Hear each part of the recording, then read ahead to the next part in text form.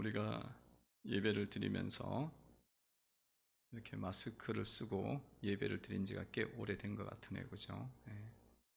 그래서 마스크를 벗은 우리 성도의 얼굴을 이제 잊어버린 것 같아요. 잊어버렸습니다. 예.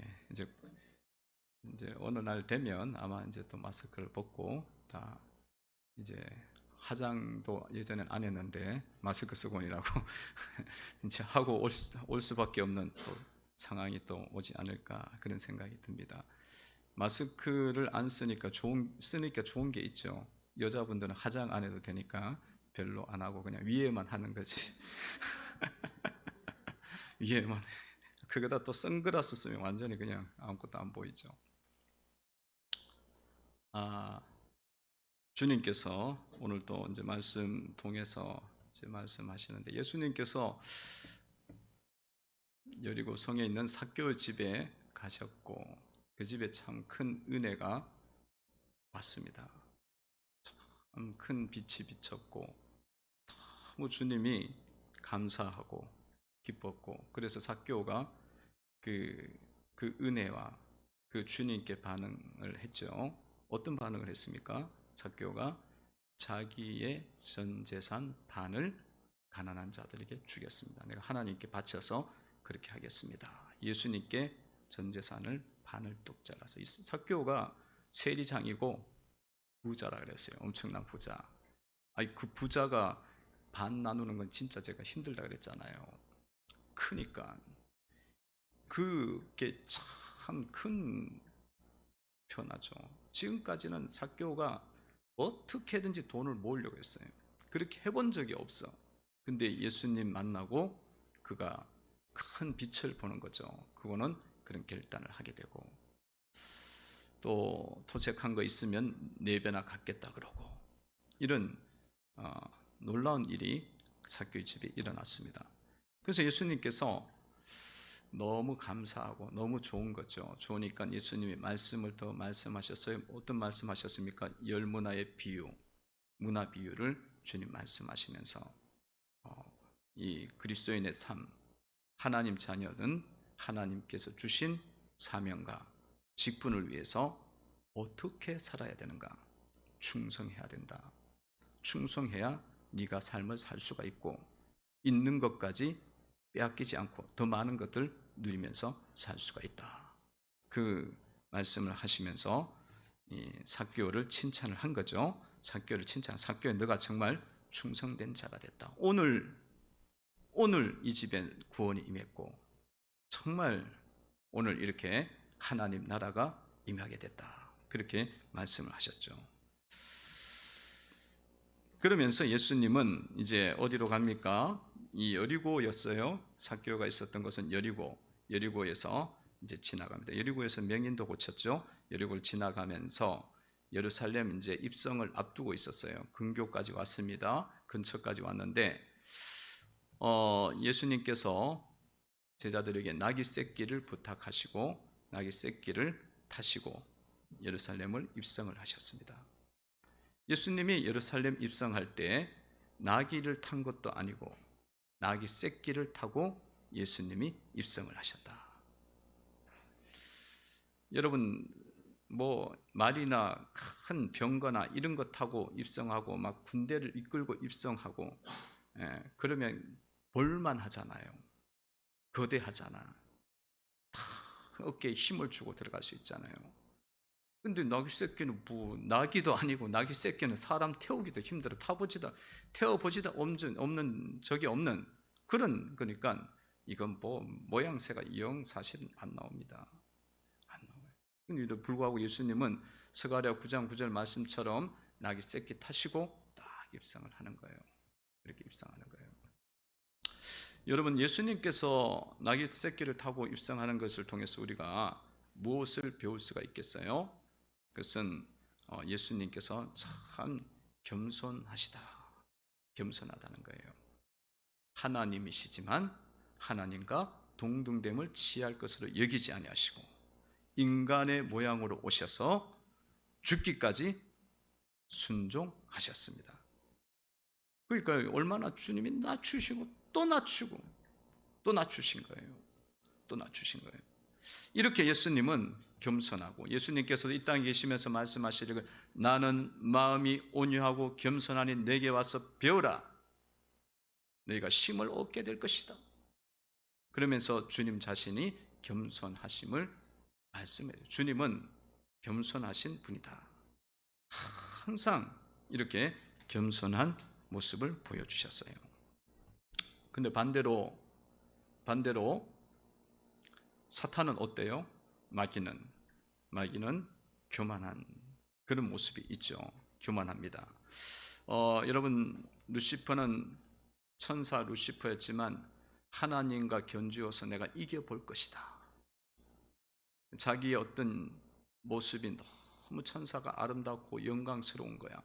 그러니까 내가 이 모습이 내가 하나님보다 낫지 않겠는가, 이런 착각에 빠져갖고 그렇게 하다가 마귀는 교만에 빠지게 되고 하나님 앞에서 심판을 받아서 이렇게 마귀로 전락하게 되는 거죠. 그러니까 이 사탄은 교만합니다. 교만한 거예요. 그래서 여러분들 보시면은 이단들이 사실은 교만한 거죠. 이단들이 교만합니다. 여러분, 이단의 교주들 보면은 다 교만해요. 왜냐하면 마귀가 그렇게 주장하니까. 그래서 신천지 이만희도 보면은 무슨 행진한다 그러면 왕관을 쓰고 행진하고 자기가 왕이래. 얼마나 교만해. 또 박태선도 여기 신앙촌이고 천부교라고 그랬던 박태선 지금 다 없어졌잖아요. 그것도 박태선도 그러고, 통일교 문선명도 죽었잖아요. 죽었는데 그도 그러고, 다 교만. 이단 교주들은 교만해갖고 막 사람들을 앞에서 왕으로 그렇게 치고. 왜냐? 이단들은 마귀의 역사만 있는 거니까 겸손이 없어요. 낮춤이 없습니다. 그러니까 여러분, 성도들도 신앙생활하면서 교만한 마음을 품는다. 그러면 여러분들이 내가 누구를 지금 추종하고 있는지를 진단하셔야 된다. 내 속에 교만한 마음이 일어나고 그런 마음이 딱 일어나잖아요. 그러면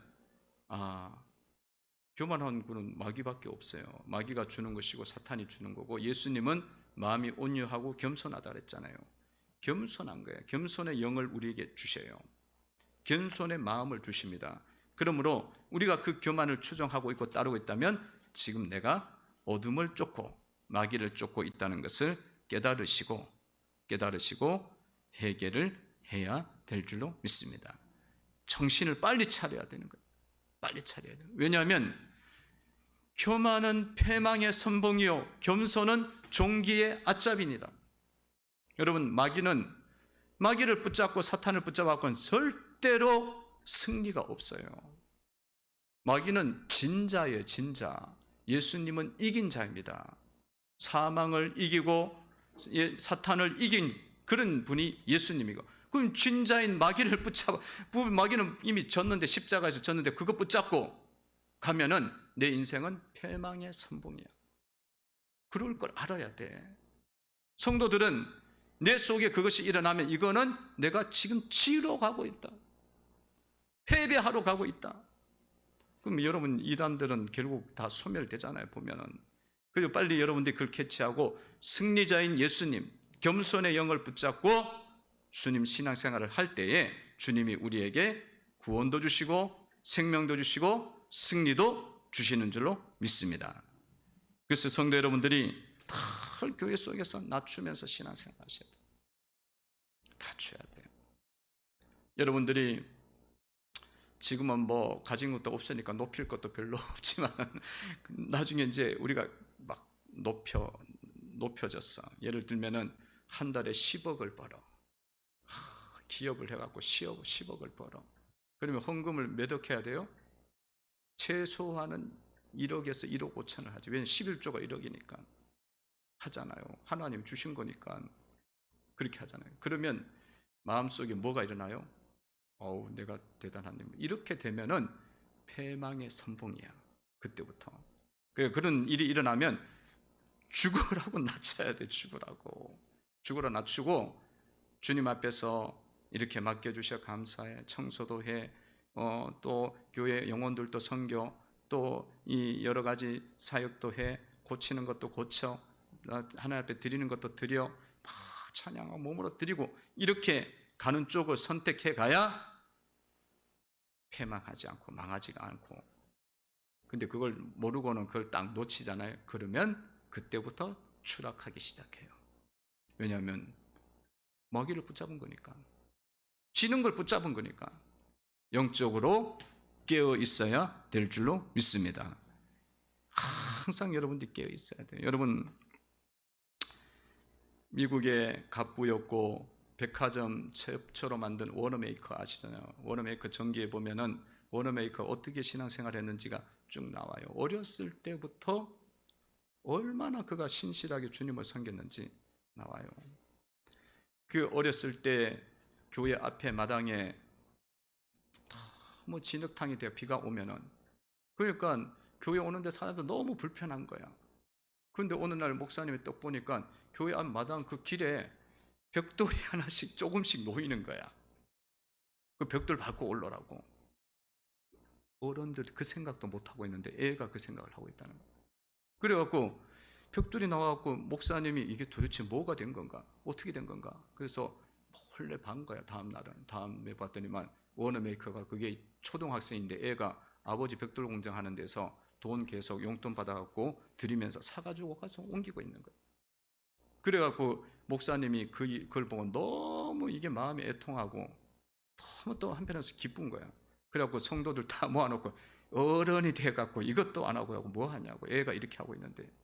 그래갖고 그게 어른들 돈 모아갖고 그냥 바로 그게 다 만들어 길 깔고 그 다음에 건축도 하고 그런 역사가 있어. 그런 신앙인이었는데 그가 이제 그렇게 차곡차곡 가면서 백화점 만들고 백화점 세우고 백화점에서 뭐 돈 엄청 벌죠. 그러면 주일날 되면 어떻게 하냐?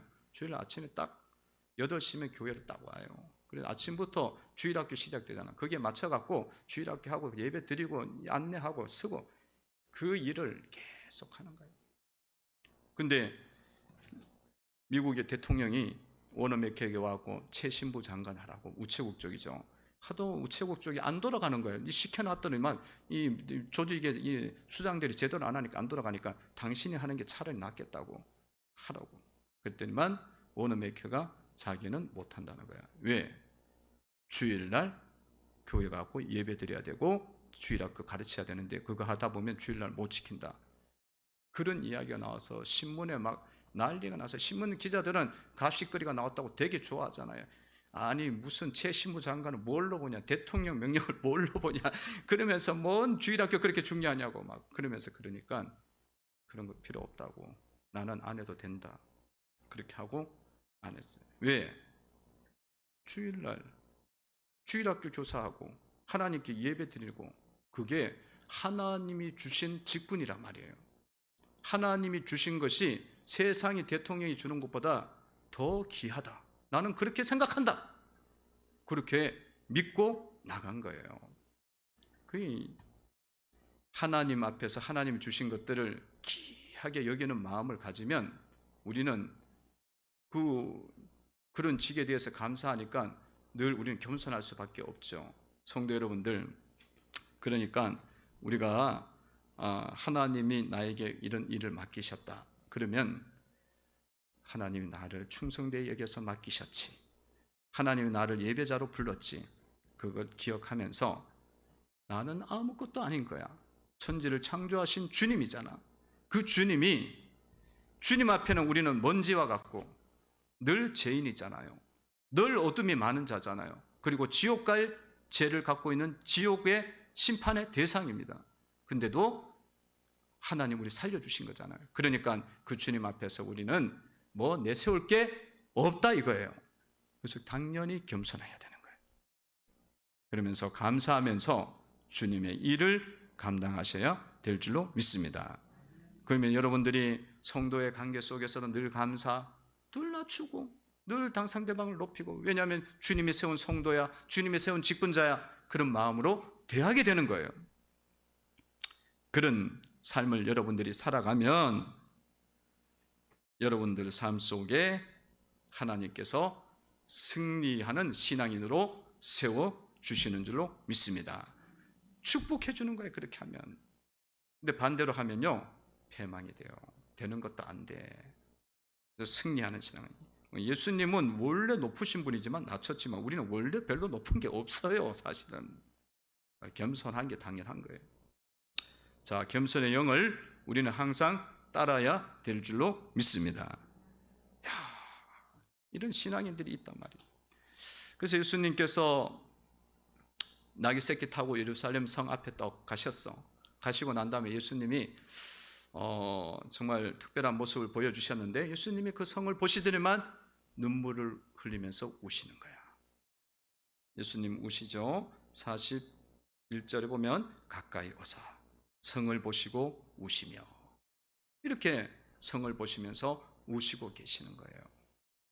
예수님이 우시는 모습은 다 기록은 아직 안 됐겠죠, 복음서에. 그러나 그 자주 있는 모습은 아니에요. 여러분들, 나사로가 병들어서 죽었다 그랬을 때에 옆에 와서 사람들이 왜 안 가냐, 여기 있었으면 살렸을 텐데, 그렇게 이야기할 때 예수님이 그때 너무 민망해서 우신 적이 있어요. 안타까워서. 요 모습이 지금 오늘 또 나오는 거예요. 그럼 왜 예수님 우시느냐? 그거는 지금 예수님이 예루살렘 성에 임할 하나님의 심판을 보고 계신 거예요. 어떤 심판? 하나님께서 예루살렘 성에 돌 위에 돌 하나 남기지 않고 성벽을 다 부수는 거지. 예루살렘 성 지금 가면요, 그 성벽이 부서진 게 흔적이 남아 있어요. 다 부서지고, 그 환란이 돌을 다 부셨으면 사람들은 다 어떻게 했겠어요? 다 메어쳤다는 거야. 그 심판을 보신 거예요. 43절 44절입니다. 읽어봅니다. 시작. 날이 이를지라 내 원수들이 토둔을 쌓고 너를 둘러 사면으로 가두고 또 너와 및 그 가운데 있는 내 자식들을 땅에 메어치며 돌 하나도 돌 위에 남기지 아니하리니 이는 내가 보살핌을 받는 날을 알지 못함을 인함이라 하시니라. 아멘. 다 부시는 거야. 로마 디도 장군이 AD 70년 들어와서 다 때려 부시는 거야. 다 때려 부셔. 예루살렘에 가면, 성에 가면 그 흔적을 남겨놨어요. 이스라엘 사람들은 그 역사를 남기거든요. 치욕의 역사를 남겨. 왜냐하면 그걸 기억해야 다시는 그게 안 온다 이거지. 그 참 지혜로운 거죠. 그렇게 하고 그 남겨가면 성이 다 부셔져 갖고 딱 한 칸 정도 남은 게 있어요. 이 정도 높이 같아요. 내 기억에 이 정도 높이 기억이 있어요. 그 위근 남았나 그랬더니만 그 안내하는 사람이 이 로마 군인들이 다 때려 부수고는 거기에 와갖고는 기대 갖고 이렇게 등받이로 썼다는 거야. 그거를. 그 역사가 있어요. 근데 이런 심판을 보시니까 예수님이 슬픈 거예요. 왜 이런 심판이 오느냐? 예루살렘에 주님을 오셨는데, 주님이 구원 갖고 오셨고 평화 갖고 오셨고 천국문을 갖고 오셨는데 그걸 알지 못하고 주님을 대적하고 죽이고 십자가에 못 박아서 때려 죽였단 말이에요. 그것 때문에 하나님이 심판을 하시는 거죠. 오늘 말씀해 보니 이 42절에 보면 이런 말씀이 있습니다. 읽어봅니다. 시작. 이르시되 너도 오늘 평화에 관한 일을 알았더라면 좋을 뻔하였거니와 지금 내 눈에 숨겨졌도다. 주님이 가지고 온 평화, 주님이 가지고 온 구원, 그걸 알고 주님을 받아들였으면 되는데 오히려 주님을 죽여버린 거예요. 십자가에 죽여버리니까 심판이 임한 거예요. 성도 여러분들, 주님을 우리가 받아들이지 않으면 우리 가운데도 심판이 옵니다. 영접하는 자, 곧 그 이름을 믿는 자들에게는 하나님의 자녀가 되는 권세를 주셨으니, 영접하지 않으면 심판이 오죠. 받아들이지 않으면. 요한복음 5장 24절에 보면 내가 진실로 너에게 이르노니 내 말을 듣고 또 나 보내신 이를 믿는 자는 영생을 얻었고 심판에 이르지 아니하나니 사망에서 생명으로 옮겼느니라.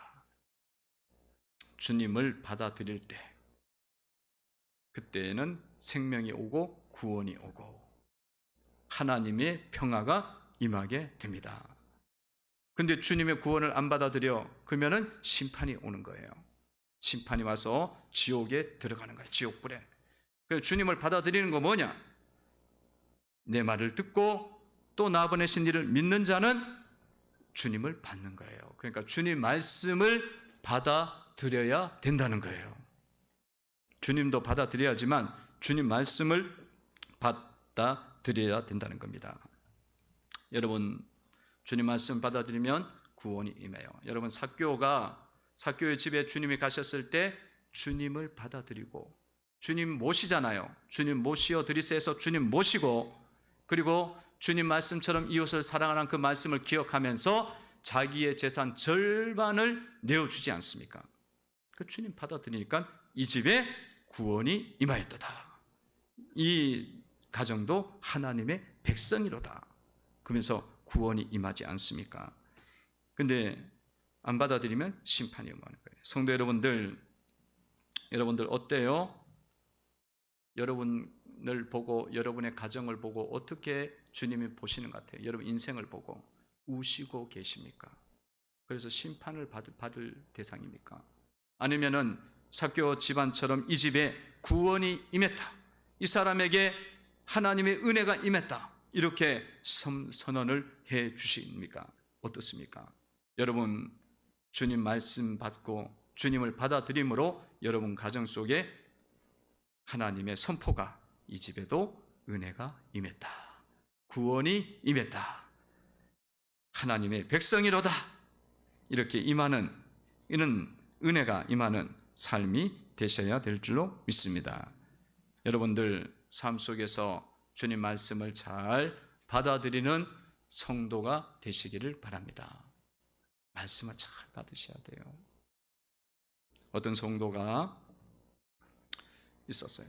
이 집은 당대에 믿는, 부모님이 당대부터 믿는 신앙인의 집이었는데, 이 성도가 다행히 부모님이 믿어서 잘 믿게 됐다, 이렇게 이제 생각하고 믿음을 가졌는데, 조금 지나다 보니까 부모님이, 아버지와 어머니가 자꾸 분쟁이 있어요. 근데 분쟁이 어떤 부분에서 더 강하게 나타나냐면 신앙적 부분. 엄마는 약간 말씀 중심이고 지식적인 쪽이 강해. 근데 아버지는 약간 영적인 데를 많이, 체험적인 쪽을 많이 가요. 그러니까 이게 그냥 당연히 그럴 수 있거든요. 그럴 수 있으면 그거를 서로 보완해 갖고 상호 연합이 되어지면 좋은데, 이게 자꾸 극단적으로 가는 거예요. 그리고 서로 티격태격하고 그걸로 마음이 자꾸 나눠지니까 어느덧 아버지는 더 그런 쪽으로 쫓아가는 거야. 약간 이단 소리 듣고 사이비 듣는 쪽으로 쫓아가고 막 영적 체험을 받겠다고 막 그러니까 막 애들 데리고, 엄마 데리고 가려는데 뭐 이게 또 안 맞으니까 막 싸움이 일어나는 거잖아요. 이단 소리가 자꾸 있으니까. 그러니까 그런 이 형국이 됐어요. 그러더니만 어느 날 두 부부가 이제는 완전히 따로 사는 거야. 따로 살고, 그냥 아버지는 그냥 혼자 살다가 나중에 그렇게 되니까 아버지는 신앙, 뭐 교회, 그런 사이비 교회조차도 안 가고, 이렇게 막 이 삶 자체가, 가정 자체가 완전히 붕괴가 되는 거예요. 많이 어렵죠. 그러니까 늘 자녀의 입장 속에서는 마음에 불편함이 있고, 아버지는 그러면 좀 뭐 생활에 책임도 안 지고 경제적인 책임도 안 지고 돌봄도 없고, 이런 상황이 되니까 덜 원망과 아픔이 덜 있었던 거예요. 그러면서 이제 세월을 보내면서 자기도 장성해서 이제 어른이 됐는데 보니까 늘 아버지에 대한 생각이, 기분이 나쁜 거예요. 그리고 그냥 만나서 그냥 형식적인 대화나 하고, 뭐 어떤 그런 사랑이 깊이 있게 서로 정이 있는 그런 관계가 안 되고 오히려 원망하는 거야. 헐, 아버지 때문에 우리가 힘들었다. 아니, 엄마도 버리고 저렇게 갔다. 이 생각을 많이 했어요. 근데 말씀을 듣고 자기가 기도하고 또 말씀을 듣고 기도하는 가운데 자기 속에도 문제가 있다는 걸 발견한 거예요. 어떤 문제를 발견한 거예요? 아버지가 그렇게 갔을 때에 그 영혼에 대한 애통함과 그 영혼이 하나님께 돌아와야 된다는 이런 마음이 없는 거예요. 그냥 불편하게 한 것만, 자기 입장만 편하면 되는 거예요. 그런 것만 없으면 되는데, 그런 게 있다는 것만 자기 중심적으로 생각하는 자기 자신을 발견한 거예요. 그러니까 늘 그런 마음으로 신앙생활을 한 거죠. 여러분, 하나님 말씀을 받는다는 건요, 어떤 거냐면 이런 관계성 속에서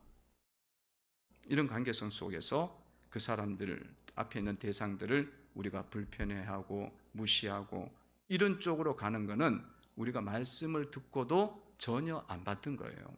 예수님을 안 받아들이는 겁니다. 그런 대상을 봤을 때 여러분들이 그 영혼들이 갖고 있는 어려운 점과 아픈 점들을 내가 생각하고 그 영혼을 위해서 구원을 이루어야겠다는 하나님 사랑을 가지고 접근을 해야 된다는 거예요. 그것이 될 때에 진짜 여러분들이 하나님 말씀을 받아들이는 겁니다. 그런데 우리는 신앙의 껍데기만 있으면 내가 주님을 영접하고 있다고 생각해, 말씀을 지금 받아들이고 있다고 생각해. 그러면 그 신앙의 가정이 이게 온전하게 세워져야 하잖아요. 그러면 안 세워진다는 건 지금 말씀이 안 들어가고 있다는 거예요. 그 가정의 문제는 사실은 이미 부모님 때부터 시작이 된 거야. 부모님 때부터 말씀을 받았으면 서로 인정해주는 부분이 있어야 되는 거고 존중해주는 게 있었어야 되거든요. 그러면 그렇게까지 고생을 안 하는 거야. 근데 인생 전체가 지금 이대에 걸쳐갖고 어려움에 서 있고 답이 도대체 어디 있는지 모르는 거지. 자기가 하나님의 말씀을 무시하고 안 받아들였다는 걸 모르고 있는 거예요. 그래서 성도 여러분들이 주님을 받아들이고 주님 말씀을 받는 성도가 되셔야 될 줄로 믿습니다. 그렇게 말씀을 여러분들이 받아들일 때에 여러분의 가정 속에 온전한 구원의 역사가, 회복의 역사가, 그런 하나님 나라가 임하는 역사가 내 가운데도 임하게 되어지고 여러분 가정 가운데도 임하는 역사가 일어나게 되는 줄로 믿습니다. 여러분 그렇지 않으면요, 예수님 보시고 우시고 심판이 다가온단 말이야. 말씀을 안 받아들였기 때문에 그 가정이 그렇게 붕괴가 된 거예요. 믿음의 가정이 왜 붕괴가 돼? 껍데기만 믿는 거지, 껍데기만. 형식적으로 믿는 거예요.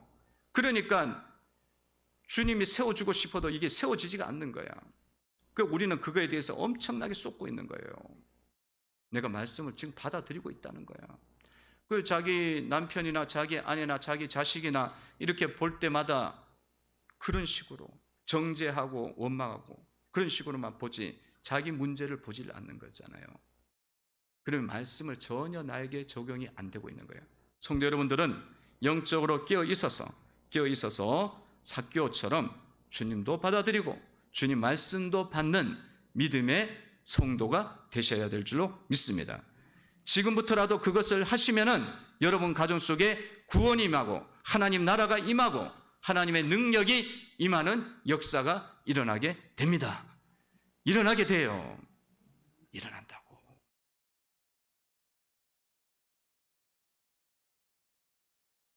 다들 막 보면은 남 탓하잖아. 인간이 그런 죄성이 그렇게 많아요.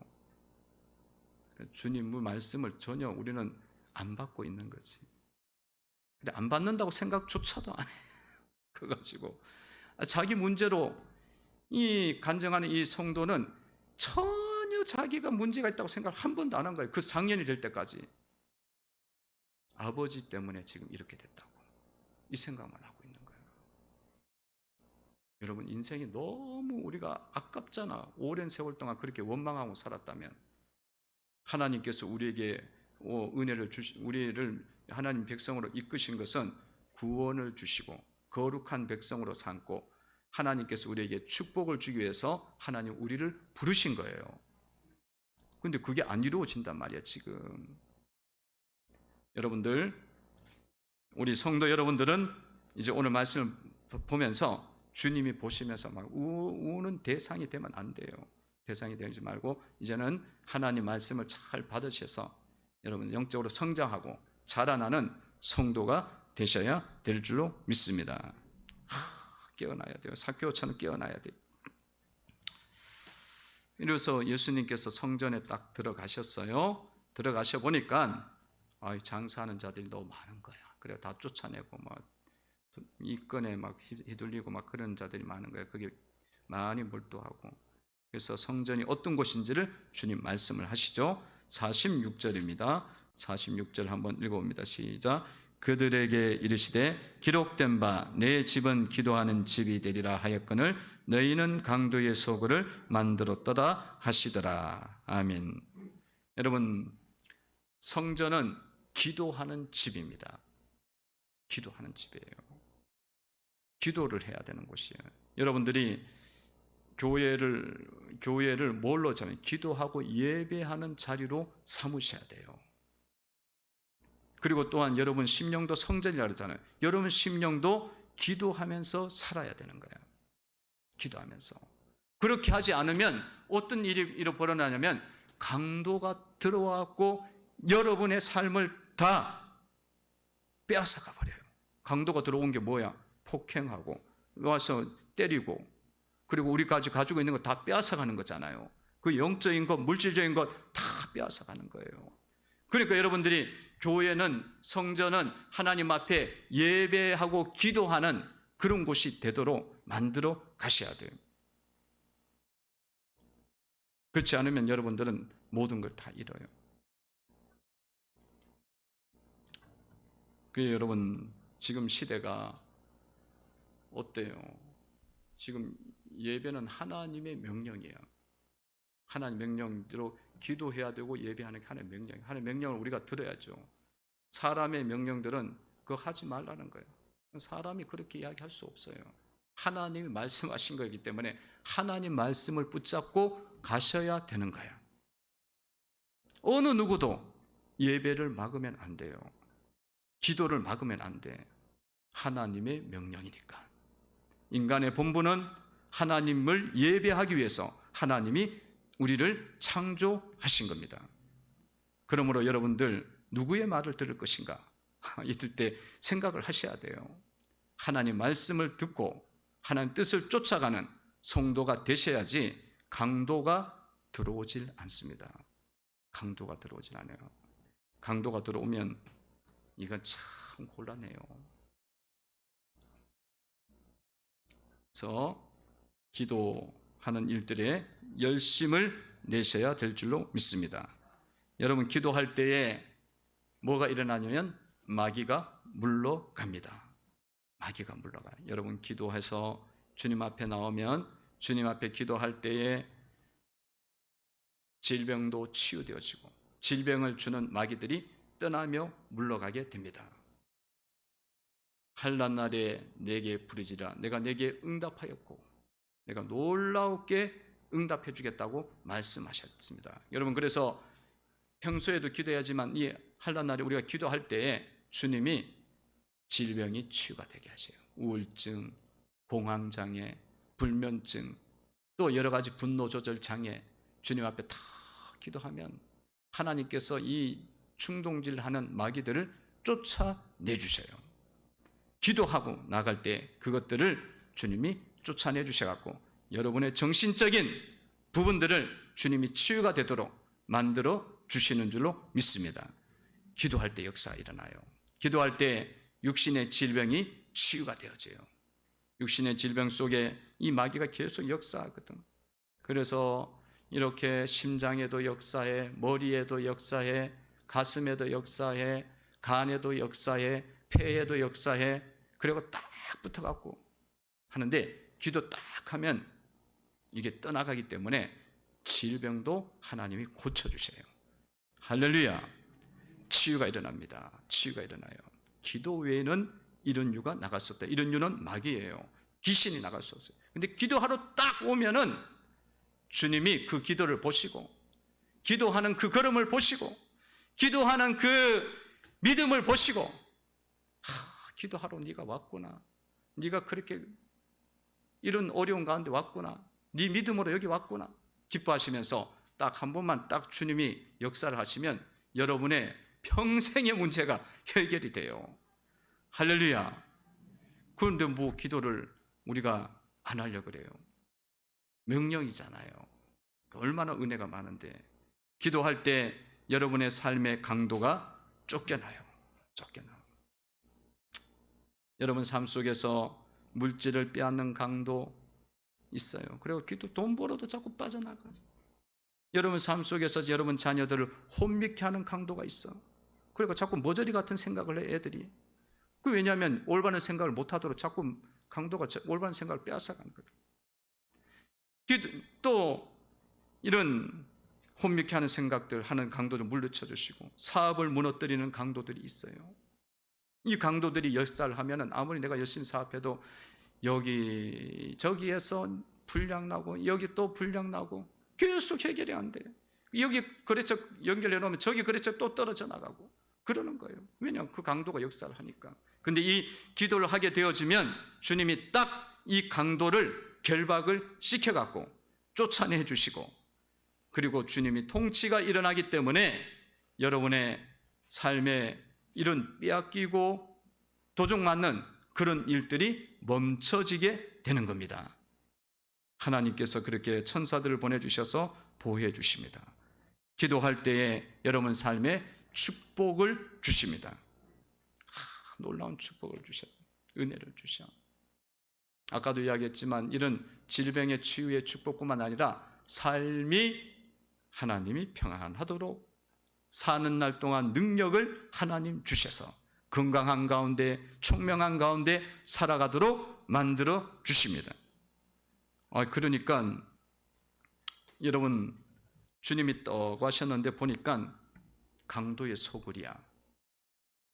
마귀가 득실거리고 있어. 그 주님이 얼마나 답답하겠어요. 근데 여러분 딱 기도하셔갖고 오늘 말씀 속에 뭐라 했어요? 내 집은 기도하는 집이다. 내 아버지 집은 기도하는 집이다.